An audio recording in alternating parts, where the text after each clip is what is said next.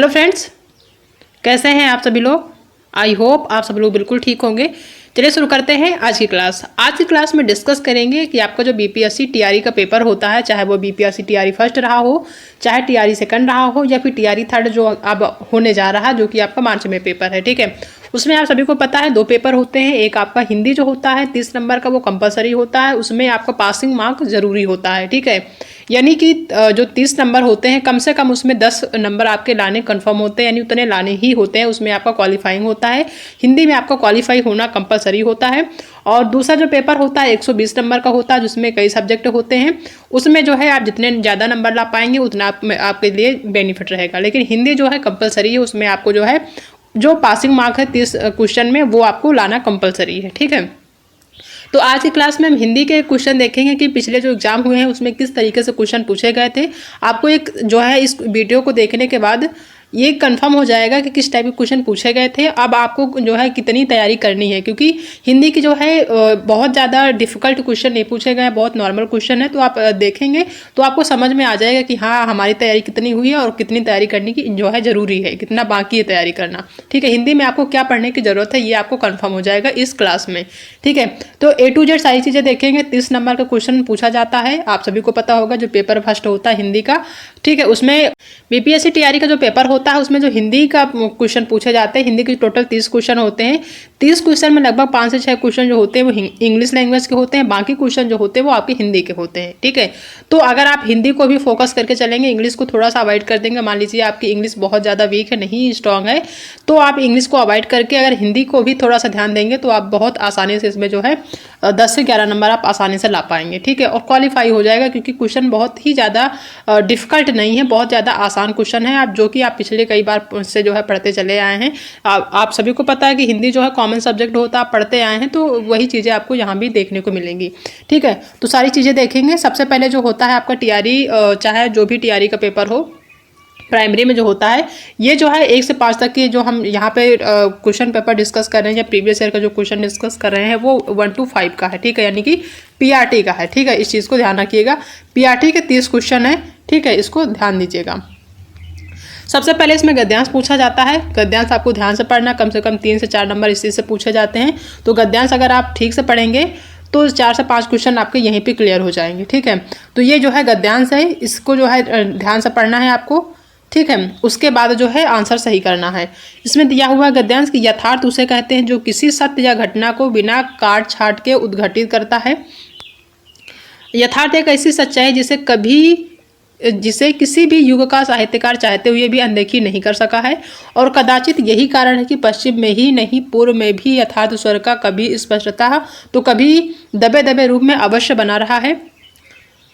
यथार्थ केवल जीवन के इंद्रिय रूप का आकलन नहीं है, बल्कि मानसिक, बौद्धिक, आध्यात्मिक सभी पहलू उसमें समाविष्ट हैं। समाजवादी यथार्थवाद, अति यथार्थवाद, प्रकृतिवाद, मनोविज्ञानवाद, अस्तित्ववाद आदि समस्त जीवन विषयक दृष्टिकोण अपनी अपनी विशिष्ट दृष्टि से जीवन को देखकर उसके यथार्थ को गहरे स्तर पर समझने पूछने का प्रयत्न करते हैं। यह पूरा डिटेल में आपका जो है गद्यांश दिया हुआ। उसके बाद जो क्वेश्चन आपको मिलेंगे कहाँ से कहाँ तक, इस चीज़ को भी ध्यान रखिए।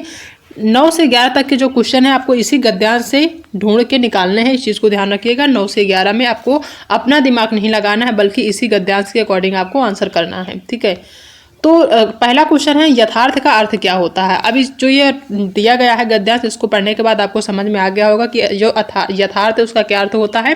वो होता है वास्तविकता। ठीक है, सैद्धांतिक नहीं होता, काल्पनिक नहीं होता है। ठीक है, जो यथार्थ होता है उसका सही अर्थ जो होता है वो वास्तविक होता है। ठीक है, दूसरा है गद्यांश का केंद्रीय विषय क्या है। जो गद्यांश दिया गया है इसका जो विषय है वो क्या है, तो आप सभी को पता है। दूसरा क्वेश्चन है कि गद्यांश का केंद्रीय विषय क्या है। आप पूरा गद्यांश पढ़ने के बाद आपको ये चीज़ तो समझ में आ गई कि कल्पना पे बात नहीं हो रही है, मूल्य पे बात नहीं हो रही, बल्कि किस पे बात हो रही है, यथार्थ पे बात हो रही है। तो जो विषय है वो यथार्थ है, पहला ही ऑप्शन सही हो जाएगा। नेक्स्ट क्वेश्चन है कि आकलन का अर्थ नहीं होता है। ठीक है, जो आकलन होता है, आकलन का क्या अर्थ नहीं होता है। ठीक है, इस चीज़ को हमेशा ध्यान रखिए। कोई भी आप पेपर सॉल्व कर रहे हो, ठीक है, कोई भी एग्जाम दे रहे हो, क्वेश्चन को बहुत ध्यान से पढ़िए। निगेटिव पूछ रहा है कि पॉजिटिव पूछ रहा है, इस चीज़ को हमेशा ध्यान रखिए। यहाँ पे निगेटिव पूछ रहा है तो आपको निगेटिव ही आंसर करना है। आकलन का अर्थ नहीं होता है। गिनना, गिनना तो आकलन का अर्थ होता है, काउंट करेंगे तभी आप आकलन जो है लगा पाएंगे या आंक पाएंगे कि हाँ ये संख्या कितनी संख्या है इसकी, ये तो आपका पॉजिटिव है। दूसरा समझना, ये भी आपका क्या है, आकलन है। किसी को समझेंगे, किसी भी बात को, तभी आप आंक पाएंगे, तो ये भी जो है पॉजिटिव है। भविष्यवाणी, ये आकलन का अर्थ नहीं होता है, ये निगेटिव है और यही आंसर आपका क्या हो जाएगा, सही हो जाएगा। नेक्स्ट क्वेश्चन है कि निम्न प्रश्न में विकल्पों में से उस विकल्प का चयन करें जो अव्यय के भेद का सही विकल्प हो। ये आपका जो है एक सेंटेंस दिया हुआ है, इसमें बताना है कि अव्यय का कौन सा भेद है। ठीक है, मनुष्य पानी के बिना जीवित नहीं रह सकता। किसके बिना? पानी के बिना। तो जो मनुष्य का संबंध कहीं ना कहीं पानी से कुछ संबंध, तभी वो जीवित रह सकता है। ठीक है, तो उसमें अव्यय बताना है। पहला क्रिया विशेषण, तो ये तो होगा नहीं, क्रिया का विशेषण नहीं है, समुच्चय बोधक भी नहीं है, बल्कि संबंध बोधक अव्यय है। ठीक है, जो मनुष्य है पानी के बिना जीवित नहीं रह सकता, तो यहाँ पे जो है संबंध बोधक अव्यय है। ठीक है, यहाँ पे अव्यय होगा, अव्यय। ठीक है, तो थर्ड ऑप्शन सही हो जाएगा। नेक्स्ट क्वेश्चन है कि निम्न विकल्पों में से उस सही विकल्प का चयन करें जो कोष्ठक में दिए गए शब्द के अनुसार विशेषण के भेद वाला विकल्प हो। ठीक है, कोष्ठक में यानी कि जो ये कोष्ठक में दिया हुआ, इसका बताना है कि कौन सा विशेषण है। गिलास में बहुत कम दूध बचा है। ठीक है, तो ये जो कम है इसमें कौन सा विशेषण, ये बताना है। व्यक्तिवाचक विशेषण तो है नहीं, सार्वनामिक विशेषण भी नहीं है, अनिश्चित परिमाणवाचक विशेषक है। क्यों? क्योंकि कह रहा है कि गिलास में बहुत कम दूध बचा है, इसका मतलब कि चीज़ें निश्चित नहीं है कि कितना कम बचा है। अब जैसे मान लीजिए ये गिलास है, तो अगर इतना दूध है तो भी हम कह सकते हैं कि बहुत कम बचा है, इतना है तो भी हम कह सकते हैं, इतना है तो भी हम कह सकते हैं कि हाँ गिलास में बहुत कम दूध बचा है। तो निश्चित नहीं है कि इतना दूध बचा है, कि इतना बचा है, कितना बचा है। तो यहाँ पे अनिश्चित परिमाणवाचक विशेषण होगा, थर्ड ऑप्शन सही हो जाएगा। नेक्स्ट क्वेश्चन है कि निम्नलिखित प्रश्न में विकल्प में से उस विकल्प का चयन करें जो शुद्ध शब्द का सही विकल्प, यानी शुद्ध शब्द बताना है। आगंतुक, आगंतुक, आगंतुक या फिर इनमें से कोई नहीं। ठीक है, तो कहने में पढ़ने में तो सभी एक जैसे हैं, लेकिन लिखने का जो है सबका तरीका अलग अलग है। ठीक है, तो आगंतुक यहाँ पे जो है आपका ये गलत हो जाएगा। दूसरा है आगंतुक, ये भी गलत है। तीसरा आपका आगंतुक, ये सही हो जाएगा। ठीक है, थर्ड ऑप्शन सही हो जाएगा, आगंतुक। क्योंकि पहले जो है, पहले में जो बिंदी रखी है यहाँ पे रखी हो या यहाँ पे होनी चाहिए। ठीक है, तो गाय जो गा है, गा के ऊपर बिंदी होनी चाहिए, तो ये ऑप्शन आपका सही हो जाएगा, ये गलत हो जाएगा। ठीक है, नेक्स्ट है रामू जो बड़ा खिलाड़ी है कल उसकी टांग टूट गई। इस वाक्य में उचित विराम चिन्ह कौन सा होगा। अब ये कोई सेंटेंस लिखा हुआ है तो इसको पढ़ते समय थोड़ा सा ठहराव तो होगा ही। अब जैसे लिखा है कि रामू जो बड़ा खिलाड़ी है, तो रामू के पीछे भी हम कॉमा लगा सकते हैं। यहाँ पे रामू जो बड़ा खिलाड़ी है, ठीक है, यहाँ कॉमा करेंगे, फिर कल उसकी टांग टूट गई। तो जो कॉमा यूज कर रहे हैं, ठीक है, ये कॉमा को ही यूज कर रहे हैं, तो इसको क्या कहते हैं, अर्धविराम, अल्प विराम या फिर विवरण चिन्ह, फिर इनमें से कोई नहीं। तो जो बीच में हम ऐसे कॉमा का यूज कर रहे हैं वो क्या होता है, वो होता है आपका अल्प विराम। ठीक है, कोई सेंटेंस है, अगर हम उसको थोड़ा सा ठहराव में पढ़ेंगे, जैसे लिखा है रामू, अब इसको एक साथ तो पढ़ नहीं सकते कि रामू जो बड़ा खिलाड़ी है कल उसकी टांग टूट गई। उसको थोड़ा सा ठहराव में पढ़ेंगे कि रामू जो बड़ा खिलाड़ी है, यहाँ पे जो है अल्प विराम लगाएंगे, जो बड़ा खिलाड़ी है फिर अल्प विराम लगाएंगे, कल उसकी टांग टूट गई। ठीक है, तो यहाँ पे अल्प विराम का यूज होगा, सेकेंड ऑप्शन सही हो जाएगा।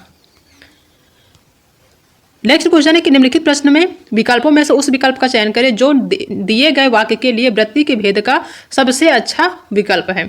गृह कार्य करने में कृपया मेरी सहायता कीजिए, ये सेंटेंस है, इसमें बताना है सही आंसर क्या है। पहला संदेहार्थ, दूसरा संभावनार्थ, तीसरा अनुनय विनय या फिर इनमें से कोई नहीं। अब ये कह रहा है कि गृह कार्य करने में कृपया मेरी सहायता कीजिए। ठीक है, यानी कृपया का यूज हो गया, तो इसका मतलब कि वो अनुनय कर रहा है, विनय कर रहा है, रिक्वेस्ट कर रहा है कि जो घर के काम है उसको करने में कृपया मेरी सहायता कीजिए। तो यहाँ संदेहार्थ तो होगा नहीं, संभावनार्थ भी नहीं होगा, अनुनय विनय होगा। वो रिक्वेस्ट कर रहा है, आपसे विनय कर रहा है, विनती कर रहा है कि आप जो है गृह कार्य करने में मेरी सहायता कीजिए। तो थर्ड ऑप्शन सही हो जाएगा।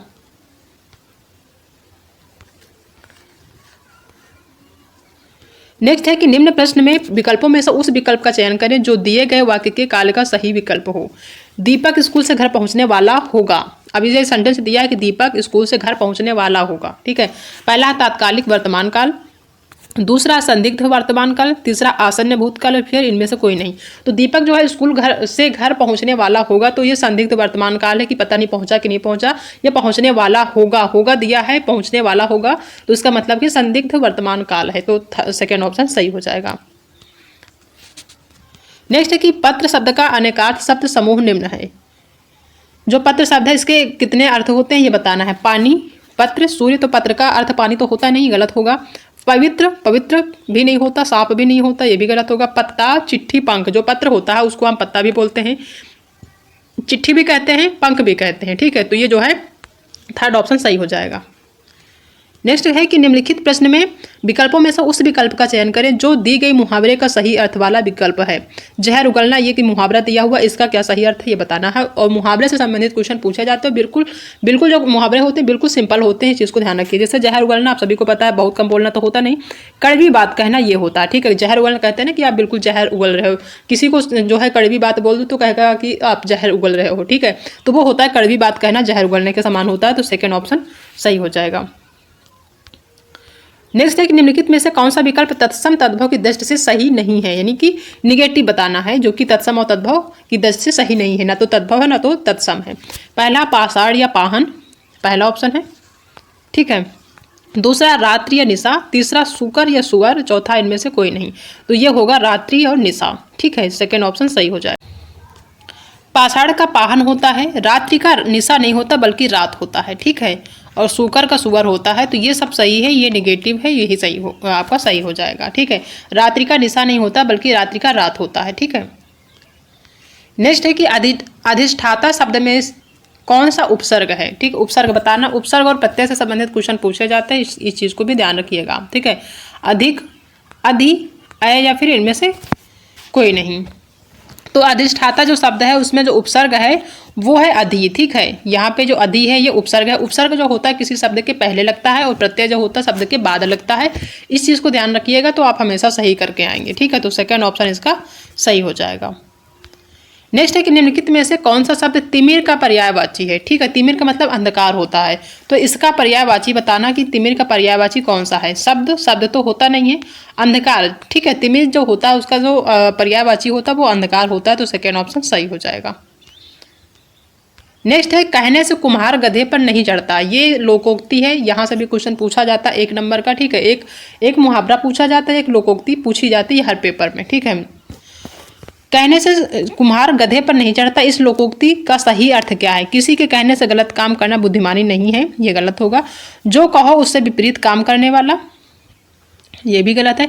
हठी मनुष्य किसी का कहना नहीं मानता, ये सही हो जाएगा। ठीक है, जो हठी मनुष्य होता है किसी का कहना नहीं मानता, यानी कोई भी चीज़ हो अगर कहो तो वो काम नहीं करेगा, नहीं कहोगे तो आप करेगा। तो वही होता है कि कहने से कुम्हार गधे पर नहीं चढ़ता, तो इसका थर्ड ऑप्शन सही हो जाएगा।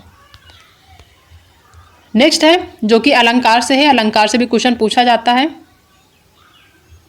ठीक है, जहाँ उपमेय में उपमान की संभावना की जाए वहाँ कौन सा अलंकार होगा। ठीक है, जहाँ पर उपमेय में उपमान की संभावना की जाए वो कौन सा अलंकार होता, तो पहला ही ऑप्शन उत्प्रेक्षा अलंकार होता है। ठीक है, उत्प्रेक्षा अलंकार में उपमेय में उपमान की संभावना की जाती है, तो पहला ही ऑप्शन सही हो जाएगा।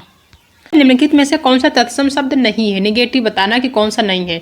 अब ये तत्सम क्या होता है, तत्सम का मतलब होता है ऐसा शब्द जो शुद्ध हो, जो संस्कृत भाषा से लिए गए हों, और वहीं पे जो तद्भव होता है वो होता है अशुद्ध रूप, जो कि जो है संस्कृत से निकल कर हिंदी में यूज कर रहे हो, हिंदी भाषा में। ठीक है, तो तत्सम मतलब संस्कृत से के शब्द या संस्कृत भाषा से लिए गए शब्द होते हैं। ठीक है, तो निगेटिव बताना है। जोगी, जटा, यम और या फिर इनमें से कोई नहीं। तो आप सभी को पता है जटा जो है ये आपको शुद्ध रूप है, यम भी शुद्ध है। जोगी जो होता है ये गलत है, ये तत्सम शब्द नहीं है। जोगी नहीं होता बल्कि क्या होता है, योगी होता है। ठीक है, ये सही होता है, ये गलत है। तो यही ऑप्शन आपका सही हो जाएगा। क्यों, क्योंकि यहाँ पे क्या बोल रहा है, निगेटिव पूछ रहा है कि शब्द नहीं है। तो ठीक है, तो पहला ही ऑप्शन सही हो जाएगा। नेक्स्ट है कि निम्नलिखित में से किस वाक्य में कृतवाच्य का प्रयोग हुआ है। ठीक है, कृतवाच्य बताना है। पहला है मजदूर से दर्द के कारण उठा नहीं गया। दूसरा है छात्रों द्वारा सजावट की गई, या फिर मोहन पुस्तक पढ़ रहा है, या फिर इनमें से कोई नहीं। तो जो कृतवाच्य है यानी कि वो काम कर रहा है, तो वो है मोहन पुस्तक पढ़ रहा है। मोहन जो है क्या कर रहा है, पुस्तक पढ़ रहा है। तो थर्ड ऑप्शन इसका सही हो जाएगा। ठीक है, नेक्स्ट है कि खान पान में कौन सा समास है। समास से भी क्वेश्चन पूछा जाता है, वेरी सिंपल है जी। खान पान में कौन सा समास है, पहला द्विगु समास, तीसरा बहुब्रीहि समास, तीसरा द्वंद्व, या फिर इनमें से कोई नहीं। तो खान पान जो होता है, खान ऐसे होता है। ठीक है, खान और पान। ठीक है, बीच में समासिक चिन्ह होता है, तो समासिक चिन्ह जिस शब्द में यूज होता है वहाँ पे क्या होता है, द्वंद्व समास होता है। तो थर्ड ऑप्शन सही हो जाएगा। नेक्स्ट है कि हे शरणदायिनी देवी, तू करती सबका जान है, तू मातृभूमि संतान हमें, तू जननी तू प्राण है। ठीक है, यहाँ पे जननी होगा। में कौन सा छंद है, पहला है उलाला, दूसरा इंद्रवजा, तीसरा है रोला, या फिर इनमें से कोई नहीं। तो इसमें जो है वो है इसमें पहला उलाला। ठीक है, पहला ही ऑप्शन सही हो जाएगा। अब ये उलाला को हम पहचानेंगे कैसे? तो उलाला की जो पहचान होती है, जो ये टोटल दिया हुआ है इसमें अगर आप मात्रा देखेंगे तो टोटल 28 मात्रा होने चाहिए। ठीक है, 28 मात्रा जो है उलाला में 28 मात्रा होती है। पहले और तीसरे चरण में कितनी मात्राएं होती हैं? 15-15 होती हैं, और दूसरे और चौथे में 13-13 मात्राएं होती हैं। ठीक है, 13-13 मात्राएं होती हैं। तो टोटल दोनों को मिलाकर 28 मात्राएं होती हैं। तब हम समझेंगे कि ये उलाला है, तो पहला ऑप्शन सही हो जाएगा। नेक्स्ट है कि वह जमीन जिसमें कुछ भी पैदा ना हो, इस वाक्यांश के लिए उपयुक्त शब्द लिखिए। बहुत सिंपल है, जिस जमीन में कुछ जो है उपजे ना, तो सिंपल सी बात है, उसको ऊसर कहते हैं। ठीक है, तो थर्ड ऑप्शन सही हो जाएगा। नेक्स्ट क्वेश्चन है कि निम्नलिखित में से कौन सा शब्द स्त्रीलिंग है? स्त्रीलिंग और पुल्लिंग से क्वेश्चन पूछा जाता है। सभा, चंदन, ग्रह या फिर इनमें से कोई नहीं। तो सभा जो है चल रही है, तो ये जो है ऐसे हम कोई भी सेंटेंस दिया हुआ है या कोई वर्ड दिया हुआ तो उसको एक सेंटेंस बनाएंगे तब समझ में आएगा कि वो स्त्रीलिंग है पुल्लिंग है। तो सभा चल रही है, इसका मतलब ये स्त्रीलिंग हुआ। चंदन लगाया गया, तो ये आपका पुल्लिंग है। ग्रह कार्य हुआ, तो ये भी आपका पुल्लिंग है। तो पहला ही ऑप्शन सही हो जाएगा, सभा चल रही है। ठीक है, तो पहला ही ऑप्शन सही हो जाएगा। नेक्स्ट है कि किस शब्द में अन उपसर्ग का प्रयोग नहीं हुआ है? अन उपसर्ग का प्रयोग नहीं हुआ है, ये बताना है। ठीक है, पहला है ऑप्शन अनुपम, दूसरा है अनुचित, तीसरा है अनुगमन या फिर इनमें से कोई नहीं। तो नेगेटिव बताना है। ठीक है, अन उपसर्ग का प्रयोग नहीं हुआ है, तो हुआ है अनुगमन में। ठीक है, थर्ड ऑप्शन इसका सही हो जाएगा। नेक्स्ट क्वेश्चन है कि इनमें से कौन सा उत्कर्ष शब्द का विलोम है? विलोम शब्द बताना है किसका? उत्कर्ष शब्द का। तो अपकर्ष, अंत, पतन या फिर इनमें से कोई नहीं। तो उत्कर्ष का जो विलोम शब्द होता है वो अपकर्ष होता है। पहला ही ऑप्शन सही हो जाएगा। बहुत सिंपल क्वेश्चन पूछे जाते हैं। अगर हम 2-3 जो प्रीवियस ईयर क्वेश्चन उसको सॉल्व कराएंगे तो आपको पता चल जाएगा। वैसे आज ही आपको क्लियर हो गया होगा किस टाइप के क्वेश्चन पूछे गए थे। अगर आपने जो है थोड़ा भी हिंदी पढ़ा है तो आप समझ पाएंगे कि क्वेश्चन का लेवल ज़्यादा जो है डिफिकल्ट नहीं है, बहुत ईजी है। नेक्स्ट है कि इनमें से राम संज्ञा का कौन सा प्रकार है? ठीक है, जो राम है वो संज्ञा का कौन सा प्रकार है वो बताना है। पहला है जातिवाचक, दूसरा व्यक्तिवाचक संज्ञा या फिर समूहवाचक या फिर इनमें से कोई नहीं। तो राम जो है जाहिर सी बात है कि एक व्यक्ति का नाम होता है, तो वो क्या होगा? व्यक्तिवाचक संज्ञा होगा। तो सेकेंड ऑप्शन सही हो जाएगा। पवनासन में कौन सा समास है? ठीक है, पहला है कर्मधारय समास, दूसरा बहुब्रीहि समास, तीसरा द्वंद्व समास या फिर इनमें से कोई नहीं। तो जो पवनासन है उसमें कौन सा है? बहुब्रीहि समास है। ठीक है, सेकेंड ऑप्शन सही हो जाएगा। नेक्स्ट है किताब शब्द क्या है? जो किताब शब्द है वो क्या है? तत्सम है, देशज है या विदेशज है? इनमें से कोई नहीं। तो किताब शब्द जो है वो जो है क्या है? वो है विदेशज। ठीक है, थर्ड ऑप्शन सही हो जाएगा। नेक्स्ट है कि अशुद्ध वर्तनी का चयन कीजिए। पहला है ऐक्यता, निरोग, स्वस्थ या फिर इनमें से कोई नहीं। तो अशुद्ध जो वर्तनी होती है उसका जो है जाहिर सी बात है एकता तो होगा नहीं, क्योंकि एकता जो है ऐसे नहीं लिखा जाता, ऐसे लिखा जाता है। ठीक है, तो ये जो है यही आपका पहला ही सही हो जाएगा। निरोग आपका सही लिखा हुआ, स्वस्थ सही लिखा हुआ, एकता इस तरह से लिखा जाता है। तो पहला आपका सही हो जाएगा। ठीक है, पहला ही गलत लिखा हुआ है। दूसरा, कानन का पर्यायवाची क्या है? मधुकर, पुष्प या फिर वन। तो कानन का जो पर्यायवाची होता है वन होता है। ठीक है, वन को ही कानन कहते हैं।